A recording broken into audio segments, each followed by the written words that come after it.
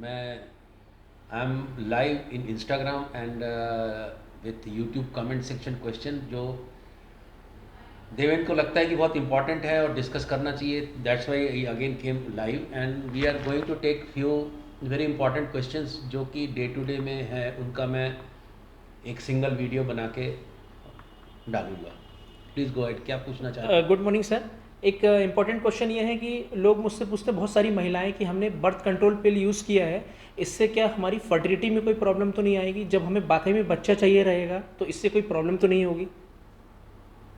I think ये one of the very common questions in social media also कि birth control पिल से क्या, birth control यदि आपने एक बार किया तो आगे जाके जब आप बर्थ चाहते हैं, बच्चा चाहते हैं, तो क्या उसको पाने में दिक्कत होगी?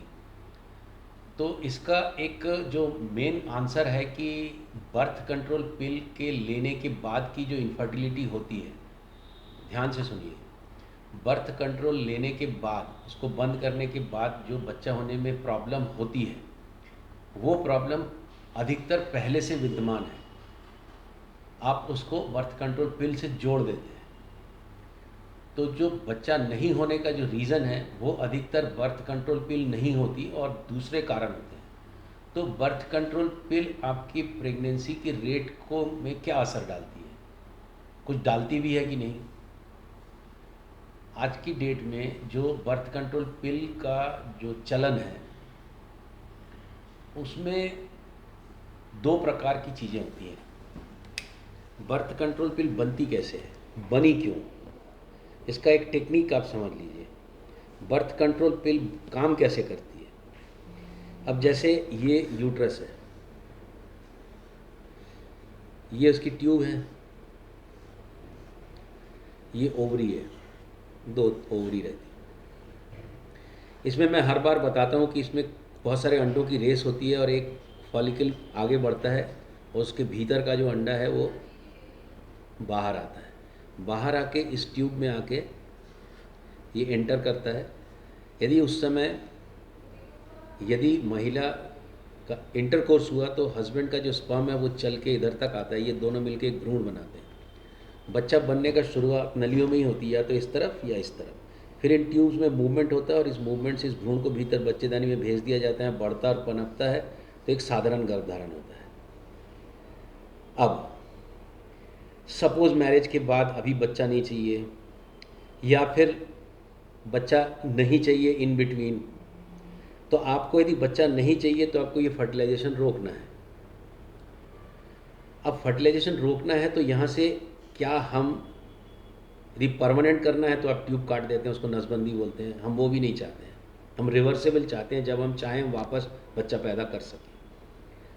तो ये जो अंडा निकला, इस अंडे को यदि निकलने से हम रोक दें किसी तरह से, तो ये जो अंडा निकलता है उस निकलने के लिए नेचर जो है इसको एक अंडाशय, एक फॉलिकल को बढ़ाने के लिए पहले एक ईस्ट्रोजन नाम के हार्मोन को बढ़ाती है।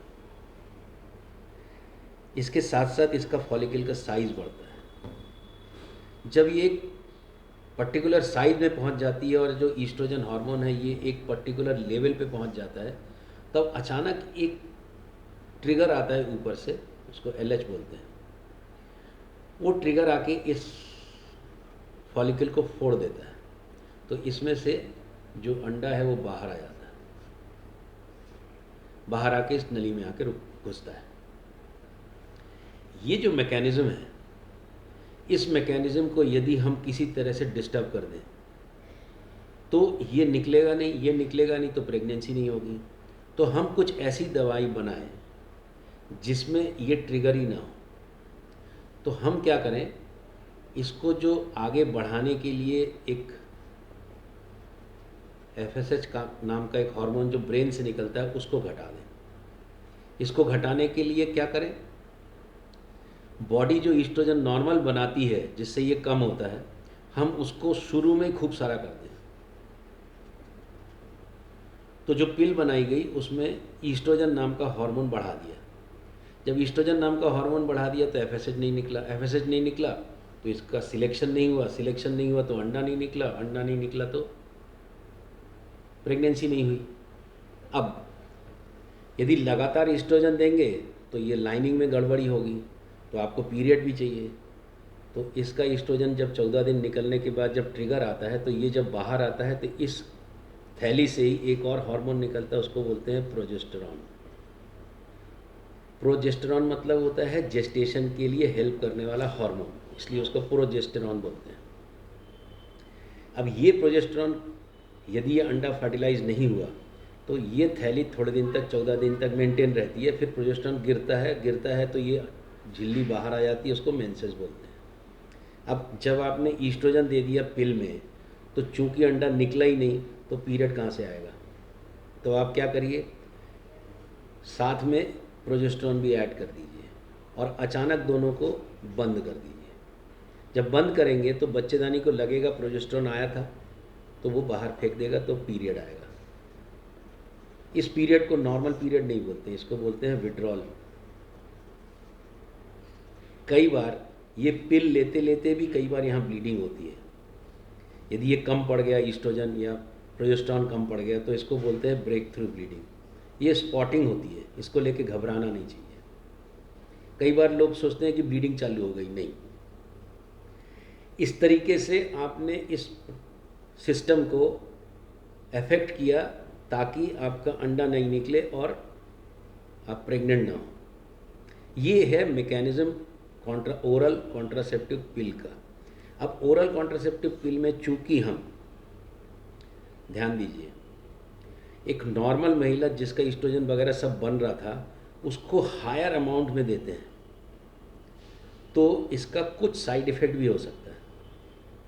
अधिकतर side effect nausea, vomiting, bloating, पानी इकट्ठा होना, थोड़ा ब्रेस्ट में पेन होना, ये हो सकता है। तो धीरे धीरे उसको सह लेती है महिलाएं।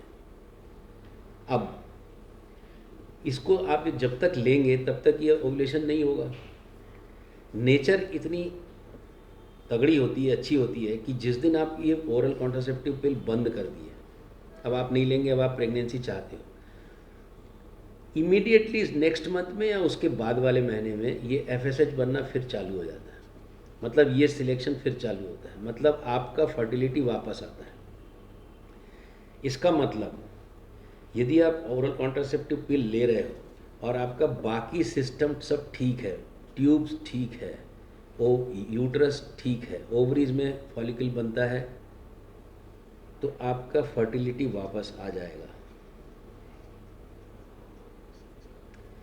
ये फर्टिलिटी यदि नहीं हो रही तो दूसरा रीज़न ढूंढना बहुत ज़रूरी है। ट्यूब में गड़बड़ तो नहीं है, यूट्रस में नहीं है, पर हमेशा ओरल कॉन्ट्रासेप्टिव पिल को जिम्मेदार ठहराना ठीक नहीं है। बल्कि ओरल कॉन्ट्रासेप्टिव पिल कई बार असामान्य प्रेगनेंसी या अनवांटेड प्रेगनेंसी, एबॉर्शन, उसको हेल्प करता है रोकने में। पर जब आपको फर्टिलिटी की ज़रूरत है, एक बात ध्यान रखना चाहिए, एज मैटर्स। एज बहुत इंपॉर्टेंट चीज़ होती है। यदि आप लंबे समय तक ये लेते हैं और आपकी एज बढ़ती है, आप 30, 31, 32, 33 या 35 के होने लगते हैं, तो आपका AMH तो घटेगा। AMH घटेगा तो फर्टिलिटी घटेगी। It is not due to oral contraceptive pill. So मेरा कहना का मतलब ये है कि यदि ओरल कॉन्ट्रासेप्टिव पिल बंद करके यदि फर्टिलिटी नहीं आ रही, बच्चा नहीं हो रहा, काफ़ी दिन हो गए, पीरियड आ रहा है और अपने आप, और प्रेगनेंसी नहीं हो रही, तो दूसरे कारण खोजना चाहिए, AMH देखना चाहिए, हस्बैंड की जांच करना चाहिए, पूरा जांच करना चाहिए। कई बार ये इनफर्टिलिटी की जो प्रॉब्लम है पहले रहती है और ओवुलेशन होता रहता है, तो उसको रोकने के लिए आप OCP लिए, ये नहीं, उस समय ज़रूरत नहीं थी प्रेगनेंसी की तो आपने कोई ध्यान भी नहीं दिया और जांच भी नहीं किया। पर जब आपको ज़रूरत है तो फिर OCP बंद करने के बाद फर्टिलिटी नहीं आ रही, तो कई लोग सोचते हैं, ये देवेन बात बोलते हैं कई लोग, कि हमने दवाई खा ली थी इसलिए प्रेगनेंसी नहीं हो रही। लंबे समय तक दवाई खाने से उम्र बढ़ती है तो प्रेगनेंसी होने का चांस घटेगा, बट यदि कम उम्र है और आपने दवाई बंद कर दी और आपकी फर्टिलिटी नहीं हो रही, बच्चा नहीं हो रहा, तो ये जांच करना बहुत ज़रूरी है। ओरल कॉन्ट्रासेप्टिव पिल से बहुत सारी चीज़ों को हम यूज़ करते हैं, इसको ओरल कॉन्ट्रासेप्टिव पिल को एज ए ट्रीटमेंट भी। अब जैसे कि यंग लड़कियां हैं, उनको पॉलीसिस्टिक ओवरी है, उनका पीरियड रेगुलर नहीं हो रहा, तो कई बार मैं ज़रूरत नहीं है तो ईस्ट्रोजन नहीं देता हूँ, केवल प्रोजेस्टेरॉन से काम चलाता हूँ। कई बार एंडोमेट्रियोसिस के केसेस में यदि हमको ज़रूरत पड़ती है रेगुलर करने के लिए पीरियड, तो भी ओसीपी देते हैं। बट ओरल कॉन्ट्रासेप्टिव पिल या बर्थ कंट्रोल पिल या फिर गर्भ निरोधक गोली को ये मान लेना कि वो रिस्पॉन्सिबल है फर्टिलिटी घटने के लिए, ये अधिकतर ठीक नहीं है। एक एज बहुत इम्पॉर्टेंट मैटर करता है, और दूसरे जो फैक्टर हैं प्रेगनेंसी नहीं होने के लिए, उन पर ज़रूर ध्यान देना चाहिए। सुनने और जुड़ने के लिए बहुत बहुत धन्यवाद। आप यदि इस वीडियो को अच्छा पाते हैं तो प्लीज़ इंस्टाग्राम में भी हमें फॉलो करिए, और यूट्यूब में आप हमको नोटिफिकेशन ऑन रखिए, और वीडियो को खाली देखिए नहीं, उसको चैनल को सब्सक्राइब भी ज़रूर करिए। उससे हमें बहुत प्रोत्साहन मिलता है, बहुत अच्छा लगता है। पिछले सप्ताह मेरे वीडियोस 216,000 लोगों ने देखा, मतलब ये it gives a very satisfactory feel कि आप लोग देखते हैं और बहुत अच्छे कमेंट्स आते हैं। It gives a good encouragement to us. Please keep on doing, करते रहिए, हम भी आपके लिए जवाब के लिए वीडियोस बनाते रहेंगे। सुनने और जुड़ने के लिए बहुत बहुत धन्यवाद।